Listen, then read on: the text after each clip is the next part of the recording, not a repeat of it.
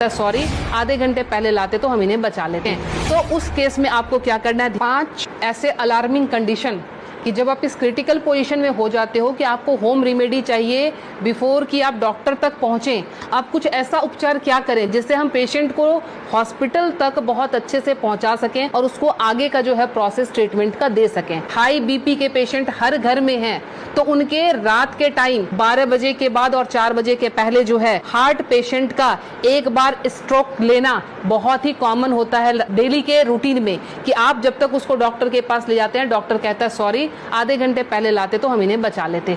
तो वो time spam आपको कैसे बढ़ाना है ताकि हम मरीज को ट्रीटमेंट दे सकें। तो उस केस में आपको क्या करना है, ध्यान रखें, ये जो हमारे फिंगर्स के सामने ये नाखून जो मैं पॉइंट कर रही हूँ, इस पॉइंट को आप लोकेट करके ध्यान से देखें। ये हमारे बाइलेटरल है, मतलब दोनों ही हाथों की उंगलियों पे हम इसको इस्तेमाल कर सकते हैं। जब भी आपको लगे कि कोई पेशेंट बिल्कुल उसका जो है बीपी बहुत हाई चला गया है और आपको डॉक्टर तक जाने के पहले अगर उसको स्ट्रोक ना आ जाए, लाइफ उसकी खत्म होने से बचाने के लिए आपको सिंपली क्या करना है, आप कोई भी पिन ले लेंगे। पिन लेके आप उसको सिंपल कि जिस तरह से हमने पिन लिया, आप घर में सेफ्टी पिन ले सकते हैं, क्योंकि उसको थोड़ा सा आपने डिटॉल या उसे स्टरलाइज कर लेंगे। स्टरलाइज करने के बाद सिंपल आप यहाँ पे प्रिक करेंगे और प्रिक करके यहाँ से आप थोड़ा सा ब्लड जो है इस तरह से 5 to 10 ड्रॉप्स इस तरह से निकाल देंगे। ये ध्यान रखें, ये बहुत ही इमरजेंसी केस है और ये करते ही आपके पास पेशेंट के लिए एटलीस्ट 3 से 4 घंटे मिल जाएंगे कि आप उसको डॉक्टर तक सेफली पहुंचा सकते हैं और वहां उसको ट्रीटमेंट मिल सकता है। दूसरा काम, अगर ये भी करने की हिम्मत आप में नहीं है, फ्रिज का ठंडा दूध 1 गिलास उस पेशेंट को पिला दें। ठंडा दूध पिलाते ही आपके पास ड्यूरेशन बढ़ जाएगी, आप 2 घंटे तक हॉस्पिटल के अंदर उनको लेके आप जा सकते हैं। ध्यान रखें। दूसरी हमारी अलार्मिंग कंडीशन जो होती है वो होती है एसिडिटी की। एसिडिटी समटाइम्स इतना हाई हो जाता है कि रात को सोना मुश्किल, सीने में जलन और भारीपन, उस केस में भी लगता है जैसे हमें हार्ट की प्रॉब्लम आ रही है। उसमें क्या करेंगे, उस केस में कि हमने इस पॉइंट को, एसिडिटी की केस में आपने इस पॉइंट को लेना। पॉइंट लोकेट कैसे करेंगे, तो आपने इस तरह से अपने थंब के इस वाले पॉइंट को, फर्स्ट पोर को यहाँ से मेजर कर लेंगे, खोल के यहाँ से मेजर करके आपका जहां ये टच हो रहा है यहाँ से आपने इसको प्रेस करना शुरू किया। 20 to 30 टाइम्स इसको आप डीप प्रेस करेंगे। एसिडिटी बन रही है या फिर सर दर्द हो रहा है एक्सट्रीम पोजीशन पे, आपको उस समय वो रिलैक्स देना शुरू कर देगा, क्योंकि जब जलन होती है आपके बब्स निकलते नहीं है, इसीलिए वो यहाँ पे अटैक कर रहा होता है जिससे पेन आना शुरू हो जाता है। तो आपको क्या करना है, इसको प्रेस करेंगे, आपको रिलैक्सेशन होना शुरू हो जाएगा। तीसरी चीज, हमारे मोशन सिकनेस या हम ट्रैवल कर रहे हैं तो हमें वॉमिटिंग आती है, या जनरल केस में भी अगर वॉमिटिंग आती है या नॉजिया रहती है, वॉमिटिंग टेंडेंसी, वॉमिटिंग आ नहीं रही है बट ऐसा लगता है कि वॉमिटिंग आएगी, इस केस को हम कैसे हैंडल करेंगे।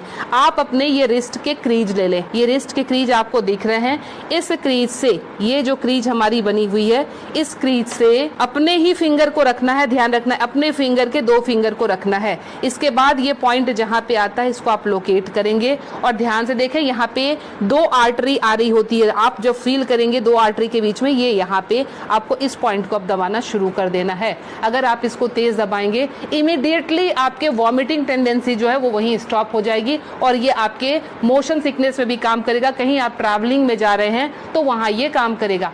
अब मोशन सिकनेस को रोकने के लिए घरेलू उपाय क्या करें। पुराने जमाने में ध्यान है आपको 10 पैसे के और 5 पैसे के सिक्के मिलते थे। वो सिक्के अगर आपके पास हैं तो सिक्के को सिर्फ मुंह में रख लेना है, कुछ नहीं करना है।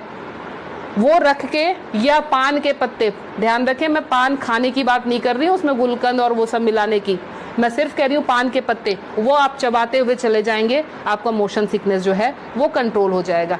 तीसरी चीज जो आती है एलर्जिक अस्थमा की, मतलब एक ही आपको स्ट्रोक आया और आपके जो है बिल्कुल सांसें फूलनी शुरू हो गई, सांस नहीं आ रही है, हेवीनेस आ रही है, उस केस में आप क्या करेंगे, अपने नाक को खोलने के लिए, ताकि ब्रीदिंग आपकी एकाएक स्टार्ट हो जाए, आप अपने हाथ को लेंगे और इस तरह से नाक को सटाएंगे।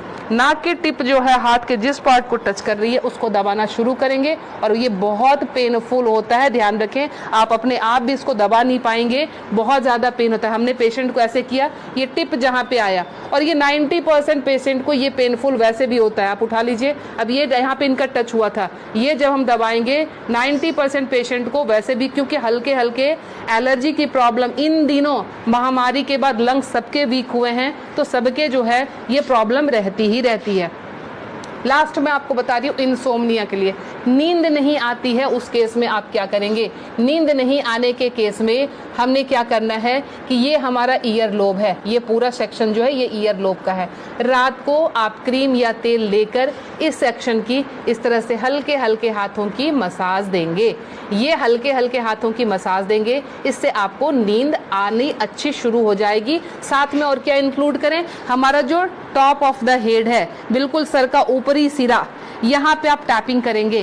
टैपिंग करने का मतलब हल्का हल्का आप इसको ठोकते जाएं, ये इसको वाइब्रेट करें। वाइब्रेट करने का मतलब आप यहाँ से जो है एनर्जी हमारे जा रही है नीचे, क्योंकि आपको पता है ये माउंटेन बना हुआ है, यहाँ से एनर्जी का फ्लो शुरू होता है, तो ये एनर्जी जो है पूरी जगह जाएगी और आपको बिल्कुल काम कर देगी, शांत कर देगी। तो ये 5 अलार्मिंग पॉइंट्स आपको हमेशा के लिए याद रखना है। पता नहीं आज आपने देखा, भूल गए, कल आपको जरूरत पड़ जाए, तो इसलिए आप प्लीज़ इसे सेव कर लें, अच्छे से देख लें और समझ जाएं, और अपना ट्रीटमेंट एमरजेंसी केस में जरूर कर लें। मैं Leena Shrigyan, naturopathy and alternative therapy expert, New Delhi से। मुझसे मिलने के लिए